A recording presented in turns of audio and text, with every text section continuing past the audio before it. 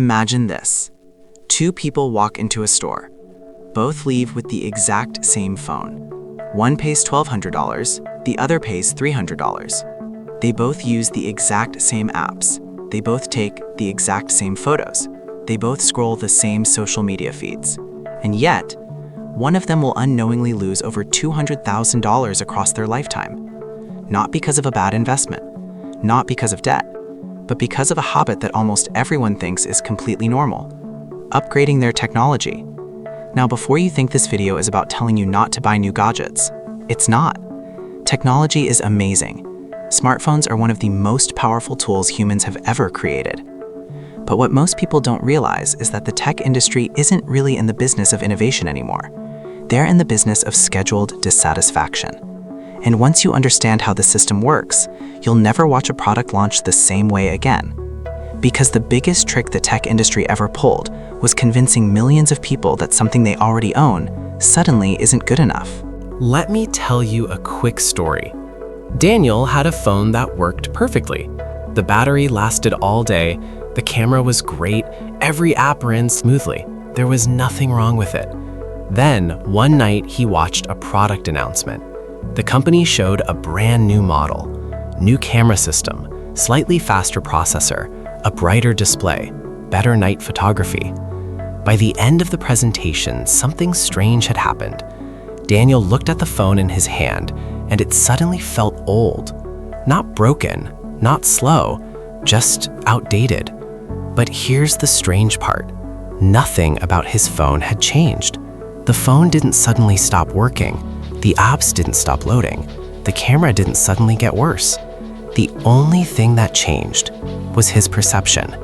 And that is where the entire tech industry makes its money. Most people think tech companies make money by selling great products. That's only partially true.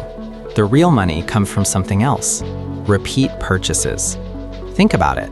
If a company sold you a phone that lasted perfectly for 10 years, their sales would collapse.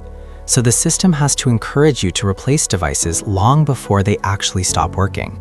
And they do it through three powerful forces. Not hardware, not software, but psychology. Human brains are wired to crave novelty. New experiences release dopamine. New things feel exciting.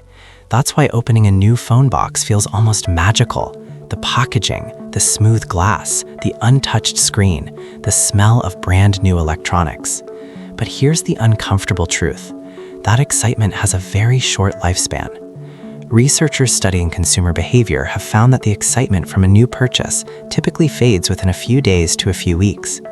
Then the object becomes normal, just another tool. The phone that felt incredible on day one becomes invisible by week 3, which creates a problem. If the excitement disappears quickly, companies must constantly give you something new to chase, and that's exactly what they do. Quick question. Think about the phone you owned 2 phones ago. Do you remember it? Now think about the excitement you felt when you bought it. At the time, it felt like a huge upgrade. Now it feels ancient. But the reality is, most of the things you do today on your current phone, you could already do on that one. Every year, something predictable happens. A company holds a giant event. Lights, music, huge screens. A charismatic presenter walks on stage. They start describing the new device, and every sentence follows the same structure. Faster, smarter, better, more powerful. You'll hear phrases like, the most advanced camera we've ever created, our fastest chip yet, the brightest display we've ever built. Notice something interesting. They never compare the new phone to a device from 5 years ago. They compare it to last year's phone. Why? Because the improvement is usually very small. If they compared it to a phone from 5 years ago, the difference would be dramatic. But comparing year-to-year improvements creates the illusion of constant progress, even when the improvements are tiny. Let's talk about what actually changes between phone generations. Most upgrades fall into a few categories: slightly faster processors, slightly better cameras, slightly brighter screens, slightly longer battery life. These improvements are real, but they're often so small most people can't feel them. If an app opens in 9/10 of a second instead of 1 second, you won't notice. If a photo sensor improves by 5%, you probably won't notice. But when you combine dozens of tiny improvements, marketing can package them as a revolution. Now here's something many people have experienced. Their phone feels slower after a few years. Apps lag, battery drains faster, everything feels heavier. Most people assume the hardware is getting old. Sometimes that's true, but often something else is happening. Software updates are designed primarily for newer hardware. New features require more memory, more processing power, more storage. Older devices technically run the new software, but not always comfortably, which slowly nudges people toward upgrading. Now let's look at the math. Suppose someone upgrades their phone every 2 years. Average price, $1,000. Over 30 years, that's about 15 phones.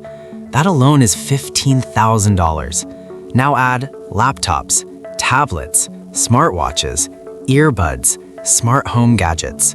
Suddenly, the lifetime spending becomes enormous. Many households quietly spend tens of thousands of dollars on electronics, money that could have been invested, saved, or used to build real wealth. Now here's where things get shocking. Imagine two people.